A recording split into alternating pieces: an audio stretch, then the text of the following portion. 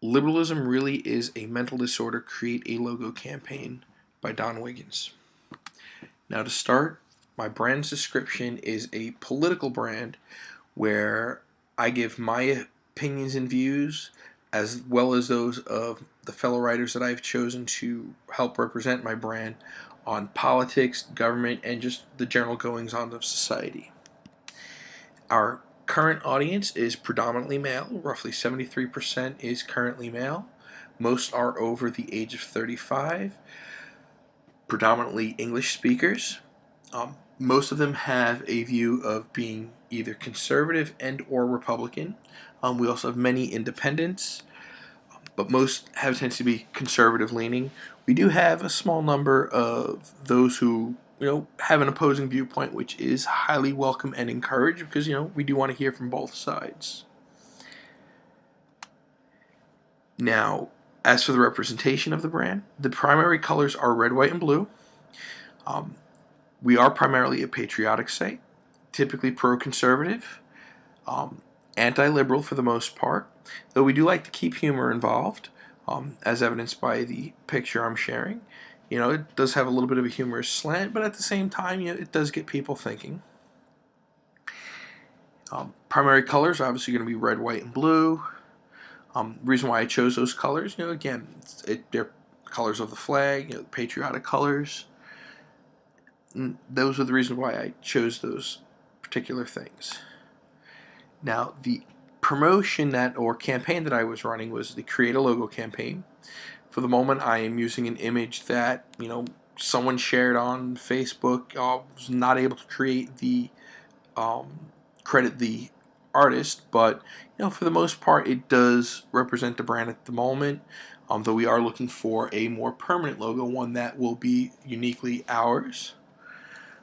The target of this particular campaign, it is designed to target obviously those who are conservative and who share our viewpoints, but also have a bit of an artistic bent to their skills. So it's a chance for people to be creative and help promote ideas that they may believe in.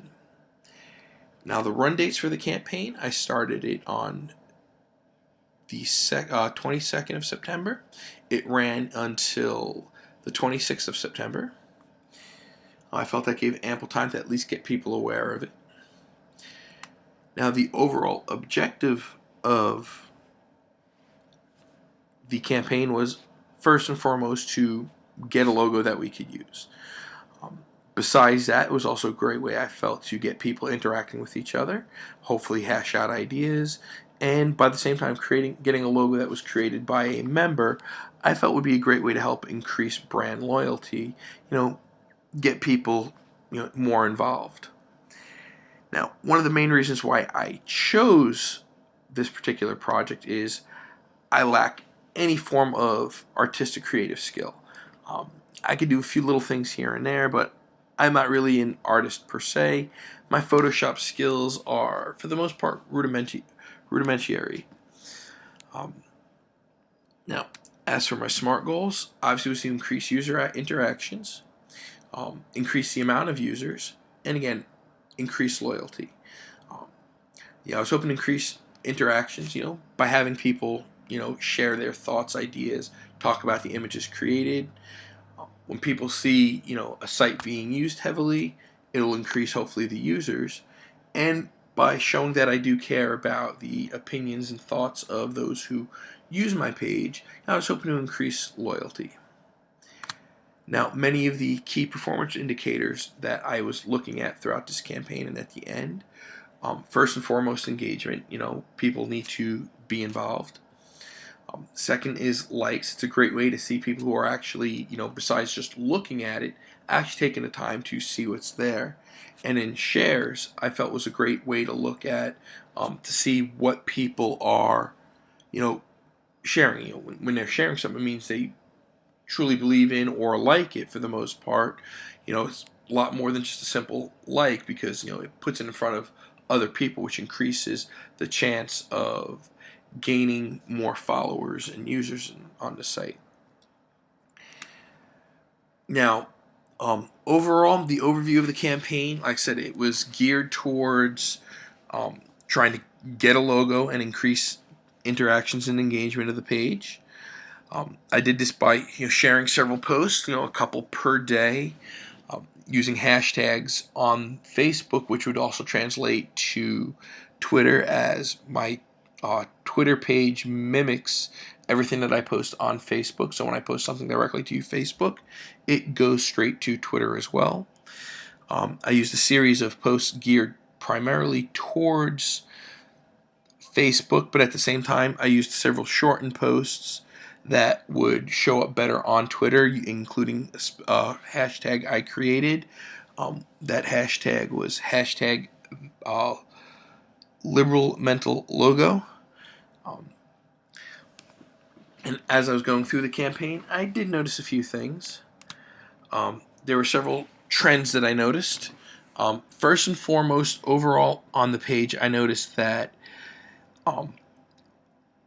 posts that I made that included videos had a tendency to be shared more often. They had more interactions and a higher engagement level. They also had a tendency to reach more people because more people were liking and sharing. The posts that were geared directly towards this campaign, short of a basic image, didn't really get as much. As you can see in the image in the upper left hand corner, which is a screenshot of the original post, it only got 46 views and very limited engagement. Only 9 pieces of engagement. That's broken down between likes, shares, and actual conversation on the post. During this period of the campaign, for the most part, the site did have some success. All the main indicators for the Facebook page were all positive, except for the total number of page likes. Now, while they were positive in number, it wasn't an improvement from the previous week, where all the other things, my post reach, the engagement, all that was increased from the previous week. Looking at the bottom left image, you can see that the posts that I had in this is just showing the last 5 posts, one of them being a post for the campaign, which had pretty much 0 engagement, which was the lowest of the most 5 recent posts. The other ones, especially the ones that had videos, had the highest reach, also the largest number of engagement, both. So taken away from this campaign, one of the things that I am going to look at here is increasing the amount of videos, maybe even creating my own videos to help further my goals. Some of the failures, overall, I personally consider this campaign overall a failure. It didn't really reach out to people. It had very little interaction with the users of the page. Those who did interact didn't really respond too well. Nothing really negative, but for the most part, I didn't get the results I wanted from this particular campaign. So, like I said, looking at the posts during that same time frame that did reach a lot of people, which was mainly posts that had some form of video, I am going to look into doing my own videos, stuff that I can increase my reach with using pages like, or should say sites like YouTube, sharing the videos on my Facebook page that I'm hoping will increase the engagement, increase users. So like I said, that'll be one avenue that I may try to run this campaign again, but instead of just using a regular traditional text posts, I'll do video posts asking people to help out. They seem to get a bit more views. I'd keep them, short and sweet to the point, minute to 2 minutes in length. So, like I said, one of the biggest trends I noticed, as I said, was the fact that, video seems to be the way to go, at least when it comes to this type of site. Other things that I'm going to look at is trying to get fans more engaged. in a lot of the videos, I do plan on trying to post questions, get them more engaged that way. So overall, like I said, I do consider this campaign, for the most part, a failure. It drove no traffic to my blog, which is pretty much has just my basic post, but nothing there.